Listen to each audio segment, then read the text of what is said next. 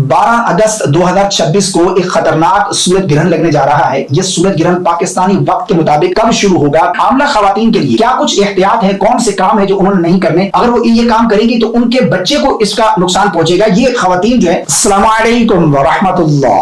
12 अगस्त 2026 को एक खतरनाक सूरज ग्रहण लगने जा रहा है। यह सूरज ग्रहण पाकिस्तानी वक्त के मुताबिक कब शुरू होगा, कब इसका उरूज होगा और कब यह सूरज ग्रहण मुकम्मल खत्म होगा, सूरज को ग्रहण क्यों लगता है, साइंस इस बारे में क्या कहती है और इस्लाम इस बारे में हमारी क्या रहनुमाई करता है, नबी करीम सल्लल्लाहु अलैहि वसल्लम ने इसके बारे में क्या इरशाद फरमाया है, और इसी तरह हामला खवातीन के लिए क्या कुछ एहतियात है, कौन से काम है जो उन्होंने नहीं करने, कौन सी चीजों से उन्होंने बचना है। आज की इस वीडियो में ये मुकम्मल तफसील मैं आप लोगों के साथ शेयर करने जा रहा हूं।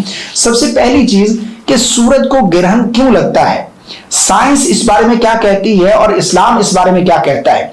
देखिए, साइंस का कहना यह है कि जब सूरज और जमीन के दरमियान चांद आ जाता है तो सूरज को ग्रहण लग जाता है।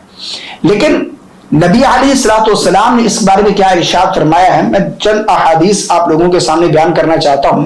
जिस तरह के अबू दाऊद शरीफ के अंदर हदीस पाक मौजूद है, हदीस नंबर 1006। हजरत उर्वा ने उम्मुल मोमिनीन हजरत आयशा सिद्दीक़ा रज़ियल्लाहु ताला अन्हा से रिवायत बयान की है कि नबी करीम सल्लल्लाहु अलैहि वसल्लम ने इरशाद फरमाया, सूरज और चांद दोनों को किसी की मौत और ना ही किसी की हयात के सबब ग्रहण लगता है।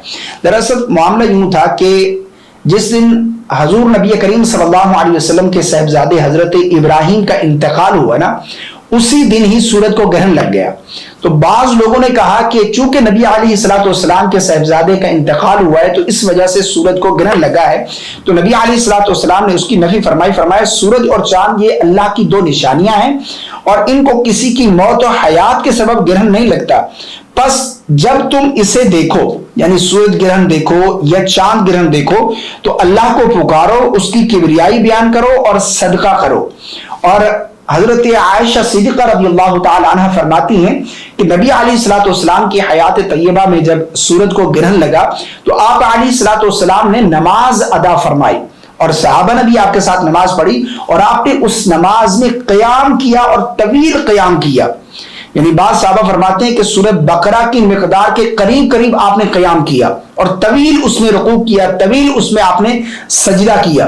तो आप अलैहिस्सलाम ने ये नमाज अदा फरमाई है, ठीक है ना। और हमें भी तालीम फरमाई कि जब सूरज ग्रहण हो या चांद ग्रहण हो तो हमें इससे ये नहीं अखज़ करना चाहिए कि ये किसी की मौत और हयात की वजह से जो है इनको ग्रहण लगा है, बल्कि एक और हदीस पाक का मफहूम है। नबी अलैहिस्सलाम ने इरशाद फरमाया कि ये सूरज और चांद अल्लाह की दो निशानियां हैं, अल्लाह इनसे अपने बंदों को डराता है और वो लोग जो सूरज की इबादत करते हैं ये उनके लिए भी एक जो है वो इबरत है। वो इससे सीखे कि जिसकी वो पूजा करते हैं, यानी सूरज की जो इबादत करते हैं, इसका भी कोई रब है। तो जो हकीकी रब है, जो हकीकी खालिक व मालिक है, उसी की ही हमें इबादत करनी चाहिए और वही इबादत के लायक है, ठीक है ना। तो जब सूरज ग्रहण हो और चांद ग्रहण हो तो हमें क्या करना चाहिए, नमाज अदा करनी चाहिए, तौबा इस्तिग़फ़ार में जो है वो लग जाना चाहिए और इसी तरह हमें सदका करना चाहिए। अब ये सूरज ग्रहण जो है ये किस वक्त जो है वो लगेगा और पाकिस्तानी वक्त के मुताबिक ये सूरज ग्रहण कब शुरू होगा और कब खत्म होगा, यहाँ पर मैं महकमा मौसमियात ने जो इस बारे में तफसीलात बयान की हैं वो भी यहाँ पर मैं पढ़ देता हूँ जिस तरह के। और इसके बाद हामला खवातीन के लिए क्या कुछ एहतियात हैं उनके बारे में क्या मैं आप लोगों को आगे चलकर आप लोगों को बताता हूँ। सबसे पहले जिस तरह के ये महकमा मौसमियात का कहना है कि 12 अगस्त को 2 साल के वक्फे के बाद एक बार फिर मुकम्मल सूरज ग्रहण होगा। ताहम इस नायाब मजहर का मौका दुनिया के सिर्फ चंद ममालिक के वासियों को ही मुयस्सर आएगा। मीडिया रिपोर्ट के मुताबिक मुकम्मल सूरज ग्रहण सिर्फ ग्रीनलैंड, आइसलैंड, स्पेन के शुमाली इलाकों और पुर्तगाल के एक कोने में ही देखा जा सकेगा। इसमें स्पेन का नज़ारा सबसे ज्यादा मुनफरद होगा क्योंकि वहां ये ग्रहण जो है आयन सूरज गुरूब होने के वक्त पेश आएगा, जैसे कि माहिरीन फल्कियात ने यह बयान किया है। इसी तरह इसके अलावा यूरोप के बेशतर ममालिक اور شمالی افریقہ کے متعدد خطوں میں جو ہے وہ جزوی سورج گرہن کا نظارہ کر سکیں گے، ٹھیک ہے نا۔ روس کے حوالے سے خاص اہمیت حاصل ہے جہاں سورج طلوع اور سورج غروب یعنی دونوں اوقات میں جزوی گرہن دیکھا جا سکے گا، یعنی سب سے زیادہ جو ہے یہ سورج گرہن بتایا جا رہا ہے کہ روس میں جو ہے وہ دیکھا جائے گا۔ روس کے غیر آباد علاقے وہاں پر جزوی طور پر جو ہے وہ اس کا سورج جب طلوع ہوگا تو وہاں پر یہ دیکھا جائے گا، جبکہ ملک کے دوسرے سرے پر یہ نظارہ سورج غروب ہونے کے بعد دکھائی دے گا۔ اور پاکستانی وقت کے اعتبار سے اب یہاں پر بتا رہے ہیں کہ پاکستانی وقت کے اعتبار سے 12 اگست کی رات جزوی سورج گرہن کا آغاز ہوگا، یعنی یہاں پر 10:34 پر سورج گرہن کا آغاز ہوگا اور مکمل گرہن جو ہے وہ رات 12:12 پر عروج پر پہنچے گا، جبکہ یہ سلسلہ رات 2:58 پر اختتام پذیر ہوگا۔ یعنی پاکستان میں اور ایشیا ممالک جو ہیں دیگر ان میں سورج گرہن کا نظارہ نہیں کیا جائے گا، سورج کو گرہن جو ہے وہ نظر نہیں آئے گا۔